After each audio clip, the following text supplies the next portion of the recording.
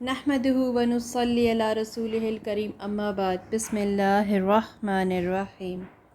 ہم فعل مضارع مجہول پڑھ رہے ہیں، اس کا ایک ہی وزن ہے یفعلو۔ اس میں آج ہم واحد مذکر کے حاضر کے صیغے پڑھیں گے۔ تنصرو، تنصرانی، تنصرون، یعنی تم ایک مرد مدد کیے جاؤ گے، تم دو مرد مدد کیے جاؤ گے اور تم سب مرد مدد کیے جاؤ گے۔ یہ تو آپ کے صیغے ہو گئے۔ اب اگلی چیز جو آپ کو نظر آ رہی ہے وہ ہے ضمائر کا اعراب۔ اسم ظاہر کی بات ہم نے کر لی ہے، لیکن اس طرح بھی ہوتا ہے کہ ضمائر بھی آ جائیں۔ اس کا کیا مطلب ہے؟ جی، اس کا مطلب یہ ہے کہ جملہ فعلیہ جب ضمائر کے ساتھ آتا ہے تو کیا ہوتا ہے؟ جیسے یہ دیکھیے، نصر زیدن حامدن، اسم ظاہر تو زائد آیا ہے اور یہ لفظاً مرفوع ہے، اور حامدن لفظاً منصوب ہے کیونکہ مفعول ہے۔ اگر اسی کو آپ ضمائر کی صورت میں لے جائیں، زائد کی جگہ بھی ضمیر لگا دیں اور حامدن کی جگہ بھی، تو کیا ہوگا؟ اس نے مدد کی اس مذکر کی، ایسے ہی ہوگا نا۔ اس نے مدد کی سیدھا سیدھا ناصرہ ہے، کیونکہ ناصرہ ایک پورا کمپلیٹ ایک پیکج ہے جس کے اندر ان بلٹ ضمیر ہے جو فاعل ہے، اور وہ ضمیر جو ہے وہ مرفوع متصل ہے۔ متصل کیونکہ وہ اٹیچڈ ہے، اور مرفوع کیونکہ وہ فاعل ہے، اور ہر فاعل مرفوع ہوتا ہے۔ اور ہم نے اب یہ بھی پڑھ لیا ہے کہ اگر فعل مجہول ہو، یعنی ناصرہ ماضی ہے اس کا نصرہ ہو، یا اس کی جگہ پہ مجہول مضارع کا ہو ینصرو ہو، تو اس میں بھی جو اس کے اندر ضمیر ہوگی مجہول کی صورت میں وہ نائب الفاعل ہوگی اور اس کا اعراب بھی مرفوع ہوگا۔ اچھا، اس کے بعد ہم اس میں کہنا چاہ رہے ہیں کہ اس نے اس کی مدد کی، تو اب ہم جو ضمائر پڑھیں گے وہ منصوب متصل ضمائر ہوں گے، کیونکہ ہم نے بنانا ہے اس کو مفعول، اور مفعول ہمیشہ منصوب ہوتا ہے، یہ قاعدہ ہم نے یاد کر لیا ہے۔ تو اس کے لیے جو علامت ہے وہ ہے ہو۔ یہ علامت ہو کب بنتی ہے؟ جب اس کے پیچھے جو اس کا عامل ہوتا ہے، یہاں پر فعل عامل ہے۔ عامل وہ چیز ہے جو اپنے بعد میں آنے والے اسم کے اعراب میں تبدیلی کر دیتا ہے۔ تو اس عامل کا عمل یہ ہے کہ اس نے اپنے بعد میں آنے والے اسم ضمیر کے اعراب میں تبدیلی کی ہے، وہ ہمیں آنکھوں سے نہیں دکھتی، لیکن وہ تبدیلی ہو چکی ہوتی ہے، تو وہ اپنے محل وقوع کے اعتبار سے ہوتی ہے۔ تو اس کا محل ایسا ہے کہ یہ منصوب کے محل میں موجود ہے، لہٰذا منصوب متصل ضمیر کا اعراب منصوب محلن ہے، اور ناصرہ کے اندر جو ضمیر موجود ہے وہ مرفوع محلن ہے، اور ان دونوں کو ملا کے جو جملہ مکمل بنا وہ ہے ناصرہو۔ ناصرہو کا مطلب ہوا کہ اس نے اس مذکر کی مدد کی۔ اب واپس آئیے۔ جی، تو ہم پڑھ رہے تھے تنصرو۔ تنصرو کے اندر جس طرح ہم نے فعل مضارع معروف میں پڑھا ہے کہ اس کے اندر انتا ضمیر ہوتی ہے، تو اس میں بھی انتا ضمیر جو ہے وہ مستتر ہے، اور وہی کیونکہ یہ فعل مضارع مجہول ہے لہٰذا وہ اس کے نائب الفاعل ہے، اور اس کا اعراب مرفوع محلن ہوگا۔ کیوں ہوگا؟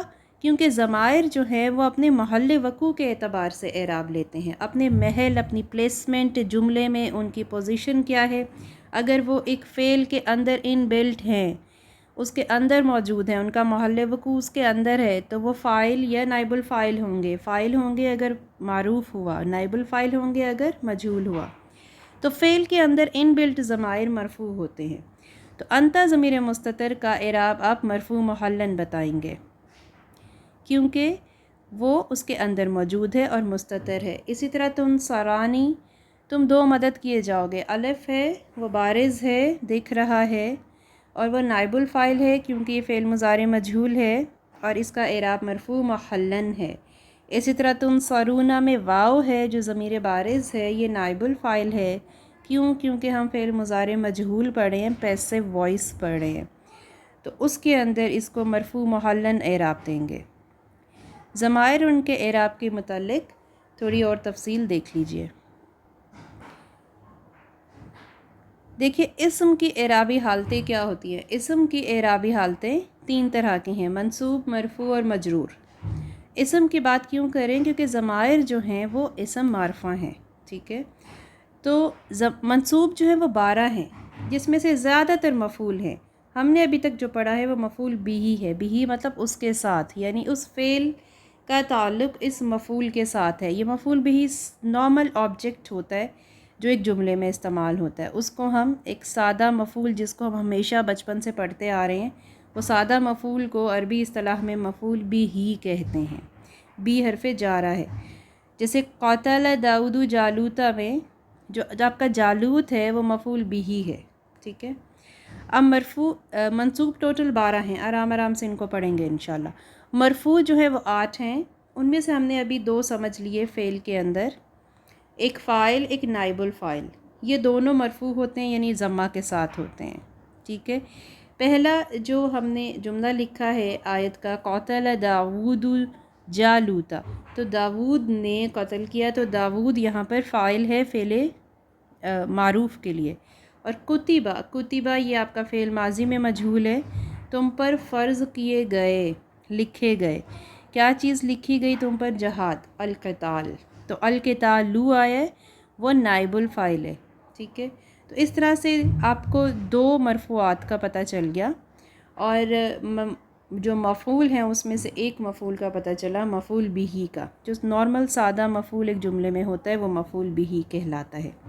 اب اسم کی حالتیں دیکھیے. اسم ضمائر کی کیٹیگریز جو فعل سے متعلق ہیں وہ کیسے ڈیوائیڈ کی جاتی ہیں. یہ سمجھ لیجئے کہ ضمائر کا اعراب محلن ہوتا ہے. ضمائر کا اعراب لفظاً نہیں ہوتا بلکہ ایک جملے میں ان کی لوکیشن، ان کے محل وقوع یا ان کی پلیسمنٹ کے اعتبار سے ہوتا ہے. اگر ضمیر متصل ایک فعل کے اندر ان بلٹ ہے، موجود ہے تو اس کا اعراب مرفوع محلن ہوگا. اور اگر ایک ضمیر متصل یعنی اٹیچڈ پروناؤن اس فعل کے باہر موجود ہے، اب بھلے وہ پیچھے ہو یا بعد میں ہو، تو وہ ضمیر اس کا اعراب منصوب محلن ہوگا. جیسے ضربہ کا، اس نے مارا کا تم کو.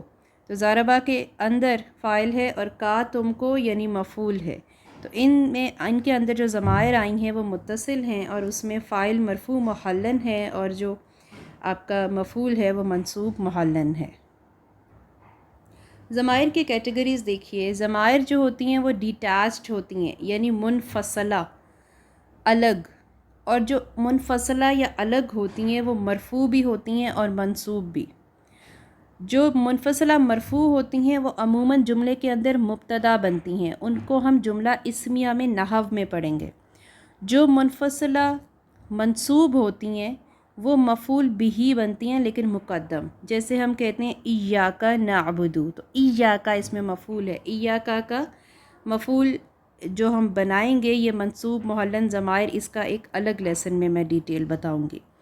تو منفصلہ منصوب ضمائر جو ہیں اس کا تعلق فعل کے ساتھ ہے. اب دیکھیے متصلہ میں جو ضمائر اٹیچڈ ہیں، اٹیچ 3 ٹائپس کی ہوتی ہیں، ایک مجرور، ایک مرفوع اور ایک منصوب. یہ اپنے اعراب کے حساب سے ڈیوائیڈ کی جاتی ہیں، اور اعراب میں آپ کو بتا چکی ہوں کہ اعراب ان کا دکھتا نہیں ہے، پیپر پہ نظر نہیں آتا ہے، یہ عقل سے قاعدے سے سمجھا جاتا ہے. تو متصلہ مرفوع جو ہوتی ہیں وہ فاعل یا نائب الفاعل، جس طرح ہم نے پڑھی کہ ضمیر فعل کے اندر موجود ہوتی ہے، تو وہ مرفوع محلن ہوتی ہے، وہ اندر ہوتی ہے. کچھ صیغوں میں مستتر ہوتی ہے اور کچھ صیغوں میں بارز. اسی طرح متصلہ منصوب ہے وہ ہے جو اس فعل کے بعد آئے گی. ٹھیک ہے. اس کو ضربہو، ضربہما، ضربہم اس طرح سے پڑھا جاتا ہے. وہ متصلہ منصوب جو ضمائر ہوتی ہیں وہ مفعول بھی ہوتی ہیں اور ان کا اعراب منصوب محلن بنتا ہے. یہ آپ نے ضمائر کی کیٹیگریز دیکھ لی.